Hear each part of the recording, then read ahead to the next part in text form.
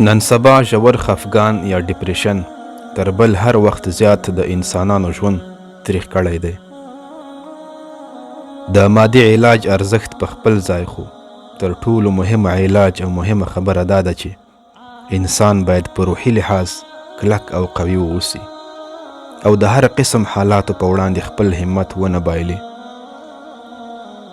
د دې لپاره چې له افسردګۍ او ډپریشن نه مو ځان ساتلی وي، څو مهمو ټکو ته باید کلکه پاملرنه وکړو.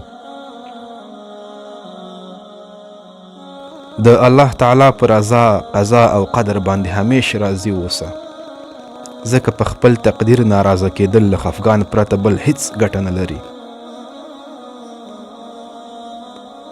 تر څو چې کولی شي له ګناهونو څخه ځان وساته او هیڅ ګناه بې توبې مه پرېږده، ځکه ګناه په سپین زړه تور داغ ده او په ګناه داغلي زړه کې خوشحالي هیڅ کله نشي راتلی.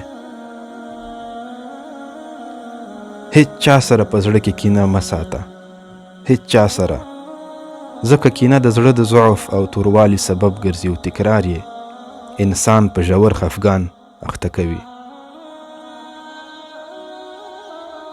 له حسد او بدنیتۍ نه کلک ځان وساته، ځکه تر بل هر چا لومړی ستا د زړه سکون له منځه وړي.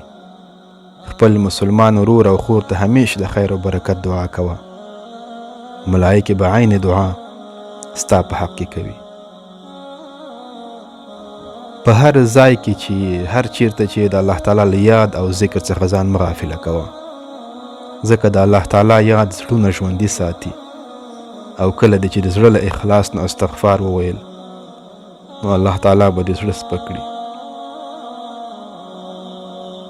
په خپل تیر وخت کې هیڅ کله ژوند مه کوه.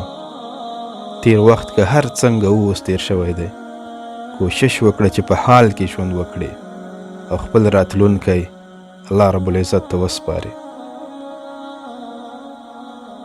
په ټولنه کې له هر چا سره نیک چلند کوه، صله رحمي ساته، د ښو خلکو سره ناسته ولاړه کوه او له بدو خلکو نه ځان لرې ساته، ځکه له بدو خلکو نه لرېوالی د انسان د زړه د خوشحالۍ سبب ګرځېږي او هیڅکله په خفګان نه اخته کېږي.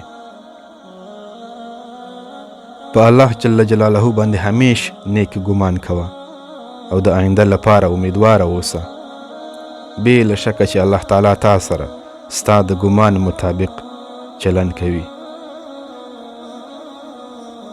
د خپل وس او توان مطابق د الله جل جلاله د بندگانو مرسته کوه. الله تعالی به د دنیا او آخرت له ټولو مشکلات او مصیبتونو نه په امان کې وساتي.